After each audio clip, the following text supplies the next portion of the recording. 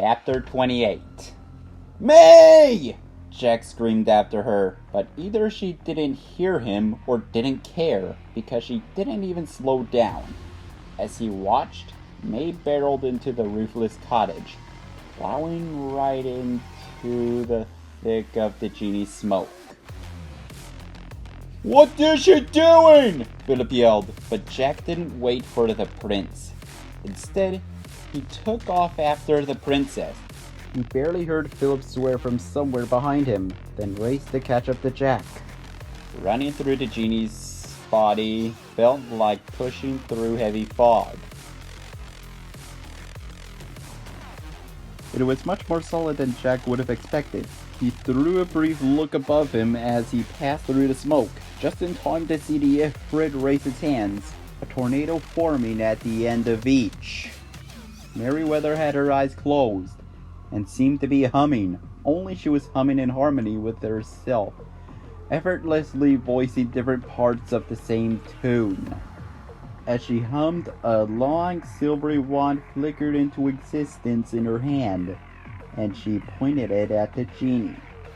And then both disappeared from view as Jack entered the cottage.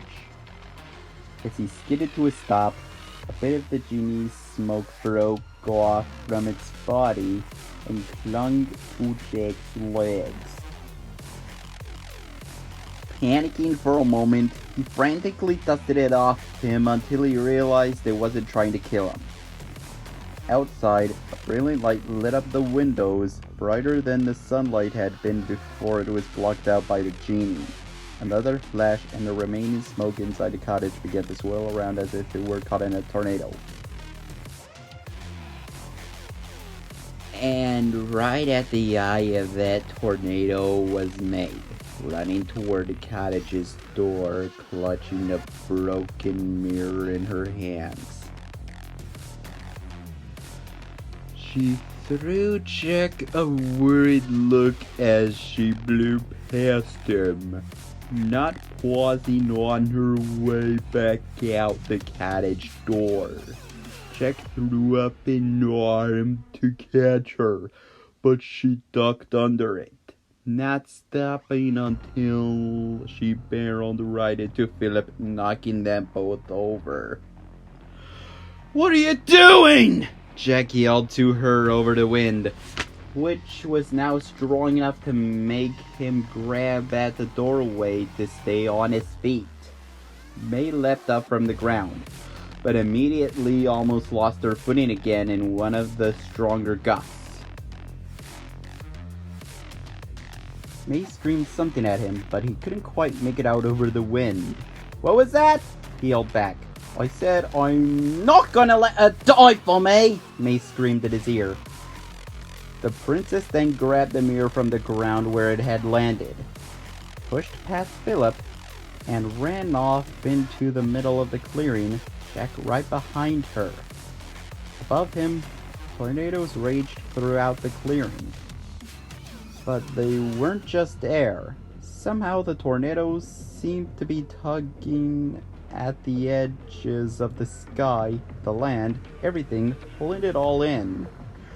At least the tornadoes not aimed at Merryweather. Those seemed to be pulling the Fairy Queen apart from several sides. And everywhere they touched her, she turned transparent again as bits of her were pulled away from her body. Merryweather snarled, her eyes glowing a blinding white, and her song grew louder. Now what had been one wand became 10, 100, maybe 1,000 wands, all dancing faster than Jack could follow. The Ifrit burst into flame, and the sudden fire lit up the clearing. Merryweather's wands continued their dance through the air, conjuring up her next spell. Only the genie didn't give her time. It reached out its enormous hands and locked them around the Fairy Queen's throat, its mask-like face contorted with rage. On the ground, May skidded to a stop near the middle of the battle. Stray bolts of magical energy from the wands were flying around her on all sides, along with several small trees and huge clumps of earth that had been sent into flight by the tornado winds. May planted her feet firmly, then quickly ducked under a bolt of energy that came within inches of splitting her head open. Just as Jack reached her, the princess pulled the crown out of the mirror frame and held the mirror aloft, its glass face pointed straight at the genie. "Hey, Ifrit!" May screamed.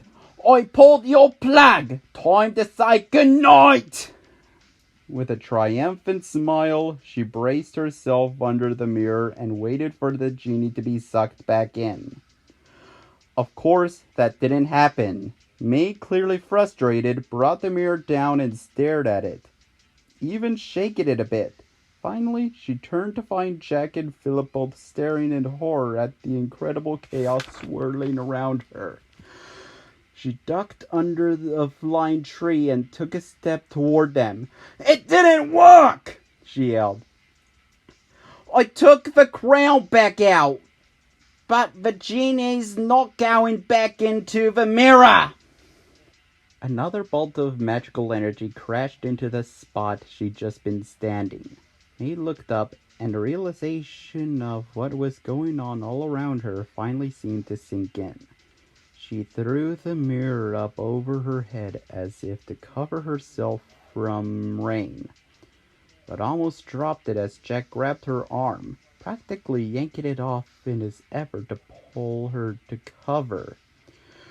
"What were you thinking?" he yelled at her as she pulled her toward the forest. "Don't act like you knew it wouldn't work!" she shouted over the wind, following closely behind him. "It made sense that it'd be sucked back in there." "Princess!" Philip shouted, struggling to be heard on her other side. "We have no idea what kind of spell imprisoned him within the mirror." "It was not necessarily logical that removing the crown..." "You say that now?" May yelled. "But where were you when I was coming up with the plan?" Suddenly the wind completely stopped. The remaining airborne trees and dirt crashed to the ground like deadly rain. As the energy bolts continued to struggle around them, Jack glanced up to see what was happening and found himself looking straight into the burning white eyes of Merryweather. The Fairy Queen looked dazed as her hand struggled to free herself from the genie's grasp, yet she wasn't putting as much energy into it as she had been. She was losing her strength, and it looked as if the tornadoes had ripped off giant pieces of her body. If the Fairy Queen failed, they were all dead. So why was she turning her attention from the Ifrit to look down at him?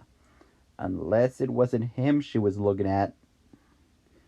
As if she could hear his thoughts, Merryweather smiled faintly, even showing some perfectly white teeth. Apparently, she didn't know what he was thinking. Jack nodded up at her. If she could see him, she'd know he was ready.